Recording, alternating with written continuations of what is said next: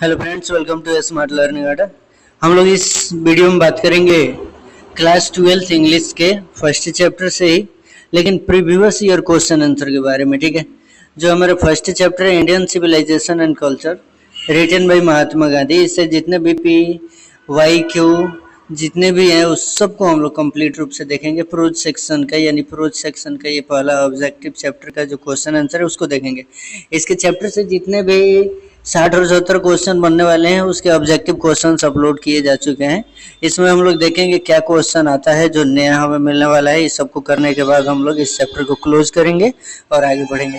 चलिए बिना समय वेस्ट किए हम लोग पहला क्वेश्चन देख लेते हैं इस चैप्टर से और देखते हैं कि इसका क्या क्या ऑप्शन है और फिर क्या क्या इसमें ऐसे हमारे सामने आंसर आता है जो हम लोग कर पाते हैं या फिर नहीं कर पाते हैं। ये भी सबसे ज़रूरी है देखना कि जितने भी क्वेश्चन आंसर हम लोग कर रहे हैं यहाँ पे, आप लोग क्या कीजिएगा ना कि यहाँ पे एक सबसे सिंपल काम कीजिएगा कि आप लोग ना बस ये तैयारी में रहिएगा कि हमें क्या करना है। इसमें सबसे पहले आंसर खुद से देने की कोशिश करना है और तब जा करके आंसर लेना है। ठीक है, इसलिए यहाँ पे हम आंसर अलग से देने वाले हैं। तो यहाँ पे क्वेश्चन क्या है कि विच टाइप ऑफ प्रोज और piece is Indian civilisation and culture. ये क्या है, स्टोरी है या फिर स्पीच है या फिर ऐसे है या फिर ड्रामा है।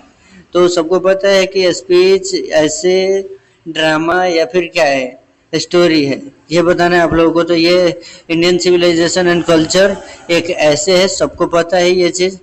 अगले क्वेश्चन की ओर बढ़ते हैं। तो दूसरा क्वेश्चन है हमारा कि who wrote the famous book the decline and fall of Roman empire. ये the decline and fall of Roman empire जो बुक है ये किसने लिखा है? क्या महात्मा गांधी ने लिखा है या फिर जोनाथन स्विफ्ट ने लिखा है या फिर एडवर्ड गिबन ने या फिर विलियम शेक्सपियर ने? किसने लिखा है ये बताना है। तो इसका सही आंसर होगा जोनाथन, नहीं, एडवर्ड गिबन ने लिखा है। किसने लिखा है? एडवर्ड गिबन ने। ये याद रखना है। ठीक है, तीसरा क्वेश्चन है हमारे पास कि what does the golden fleece mean. Golden fleece mean का मतलब क्या है? तो इसका मतलब क्या है? डिफिकल्ट टू फाइंड है या अ न्यू थिंग है या फिर इजी टू गेट या फिर अ लवली ऑब्जेक्ट। क्या होगा इसका सही आंसर, ये बताना है आप लोगों को। तो इसका सही आंसर जो होगा वो होगा हमारा कि difficult to find. The golden fleece का मतलब होता है डिफिकल्ट टू फाइंड। इसका सही मतलब होता है डिफिकल्ट टू फाइंड। ठीक है, ये याद रखना है। अगला, Attic civilisation belongs to. Attic civilisation कहाँ से बिलोंग करता है? क्वेश्चन क्या है कि एटिक सिविलाइजेशन कहाँ से बिलोंग करता है? चाइना, रोम या फिर इंडिया या फिर ग्रीक, कहाँ से बिलोंग करता है? सबको पता है। चैप्टर उठाइए तुरंत उसमें मिले ग्रीक से बिलोंग करता है। कहाँ से? ग्रीक से। ठीक है, क्वेश्चन है कि civilisation is that mode of conduct which points out to man the path of need होगा या फिर हेल्प होगा या फिर वर्क होगा या फिर ड्यूटी होगा। ये सबको पता है कि पाथ ऑफ ड्यूटी ये बताता है। ठीक है, और आगे बढ़ते हैं। तो Hinduism has made marvellous discoveries in things of religion of the spirit of the, क्या होगा यहाँ पे? पैशन होगा, साउल होगा या फिर यहाँ पे, तो आपको पता होना चाहिए कि यहाँ पे स्पिरिट ऑफ साउल होगा। हमारा सही आंसर इसी दो में मौजूद है। ठीक है, और बाकी ऑप्शन जो है उसको भी हम लोग देखेंगे। तो लव और यूनिटी है, उसके बारे में जिक्र नहीं है। ठीक है, अगला हमारा कि गांधी जी वाज बोर्न। गांधी जी का जन्म बताना है। इसमें भी कुछ सोचने वाला बात है क्या? तो अगर आप लोगों को सोचने वाला बात है तो फिर ध्यान दीजिए ऑप्शन नंबर सी। अच्छा देखिए, ए नंबर ऑप्शन और ए के बाद सीधे सी भी मिल सकता है आपको। ठीक है, और इसके नीचे जाने पे आपका बी हो सकता है। तो अगर ना ऐसे ऑप्शन को चेंज किए जाते हैं, ये भी याद रखना है। ठीक है, फिर उसी के अकॉर्डिंग आप लोगों को ध्यान में रखना है। ठीक है, अगला क्वेश्चन, आवर एंसेस्टर्स एंजॉयड। क्या एंजॉय करते थे? तो एंजॉय करते थे, अगर आप लोग थोड़ा सा भी ध्यान में रखेंगे तो होम रूल। होम रूल मतलब यहाँ पे हमारे पास ऑप्शन में क्या है?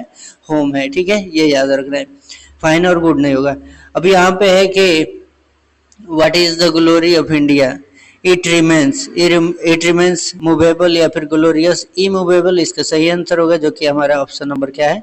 सी नंबर में प्रेजेंट है। ठीक है, अगले क्वेश्चन की ओर चलते हैं। तो what was that our ancestor satisfied with. किससे सेटिस्फाइड थे? सिटी से, टाउन से, विलेज से? सबको पता है इसका आंसर आ चुका होगा। स्मॉल विलेज जो होते थे उसी से वो लोग संतुष्ट रहते थे। ठीक है, और who has written Indian civilisation and culture. अब सबको पता है इसका आंसर भी क्या होना चाहिए, बहुत इजी तरीके से आप लोग आंसर दे सकते हैं, महात्मा गांधी। ठीक है, अगला क्वेश्चन है हमारा कि which one of the following is the autobiography of Mahatma Gandhi. तो ऑटोबायोग्राफी महात्मा गांधी की कौन सा है, लॉन्ग वॉक टू फ्रीडम, या फिर द ग्लास कैस्टल, या फिर होता है यस प्लीज, या फिर माई एक्सपेरिमेंट विथ ट्रूथ। तो सही आंसर होगा माई एक्सपेरिमेंट विथ ट्रूथ। अगला क्वेश्चन है कि हु वेयर फेराउन्स, फेराउन्स कौन थे, तो फेराउन्स कौन थे ये बताना है आप लोगों को। सही आंसर हो जाएगा यहाँ पे इजिप्ट के जो रूलर थे उनको फेराउन्स कहा जाता था। ठीक है, ये याद रखना है। अगला क्वेश्चन है हमारा कि with which one of the following journal was Mahatma Gandhi associated, किससे एसोसिएटेड थे, तो ये यंग इंडिया था जिससे एसोसिएटेड थे। सबको पता है कि वो यंग इंडिया से क्या थे, एसोसिएटेड थे। ठीक है, अगला क्वेश्चन देखते हैं 15 नंबर क्वेश्चन देखते हैं, इंडियन सिविलाइजेशन वर्शिप। अब ये वर्शिप है, किस चीज का वर्शिप है, तो मोरालिटी का वर्शिप है क्या, तो ये है मोरालिटी का वर्शिप। आप लोग एक बार देख लीजिएगा, आपको मिल जाएगा कहानी में। ठीक है, लिखवाया जा चुका है कि Indian civilisation is worship of morality and western civilisation is worship of immorality और मशीनरी, ऐसे करके। ठीक है, अगला क्वेश्चन है हमारा कि what does Gujarati equivalent for civilisation mean.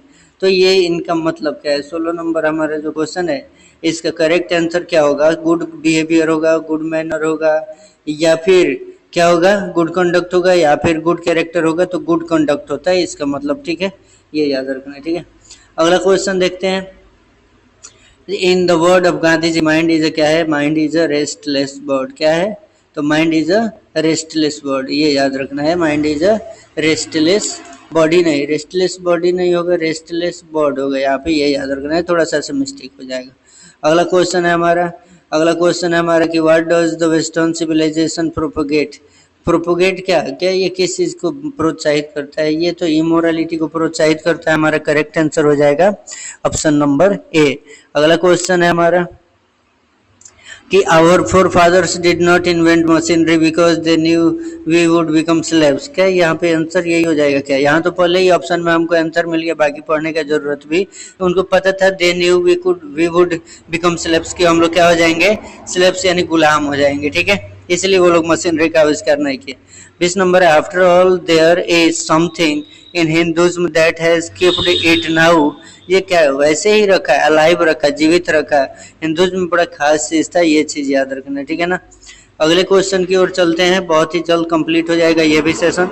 Edward gibbon is associated with, किससे एसोसिएटेड थे, तो सबको पता है यहाँ पे आंसर क्या आने वाला है, तो सही आंसर हो जाएगा इटली। ठीक है, अगले क्वेश्चन की ओर बढ़ते हैं। तो अगला क्वेश्चन है the distinguishing characteristics of modern civilization is identified multiplicity of human wants. This line has been taken from, कहाँ से लिया गया है, तो इस लाइन का आंसर देना तो और भी इजी है कि इंडियन सिविलाइजेशन एंड कल्चर से ये लाइन लिया गया है। अगला क्वेश्चन हमारे पास कि I believe that the civilisation that India has evolved is not to be beaten in the world, और this line has been taken from Indian civilisation and culture. Easily है, क्लियर है, यहाँ पे 4 ऑप्शन आपके पास है और वैसे बता देना है। ठीक है, अगला क्वेश्चन है हमारा कि European civilisation will mean for India. तो यहाँ पे क्या हो जाएगा, 24 नंबर का करेक्ट आंसर हो जाएगा रियून फॉर इंडिया। ठीक है, अगर हम लोग वैसे हिसाब से चलते तो हम भी शायद बर्बादी के कगार पे होते। Gandhi ji died at the hands of fanatic on, क्या होगा यहाँ पे, तो 13 जनवरी 1948, यही हो जाएगा हमारा करेक्ट आंसर। और यहाँ पे इसी के साथ हमारे हिसाब से ये चैप्टर होता है कंप्लीट, और हम लोग मिलेंगे फिर से अगले चैप्टर अगले सेशन के साथ। अगर आप लोग को वीडियो पसंद आया तो वीडियो को जरूर शेयर कीजिए, शेयर करके इसमें जो भी इंपॉर्टेंट क्वेश्चन आपको लगा उसको नोट डाउन कीजिए, और वीडियो को लाइक जरूर कीजिए। कमेंट सेक्शन में जरूर एक कमेंट छोड़ते हुए जाइए ताकि आप लोगों को वीडियो कैसा लगे हमें पता चल सके।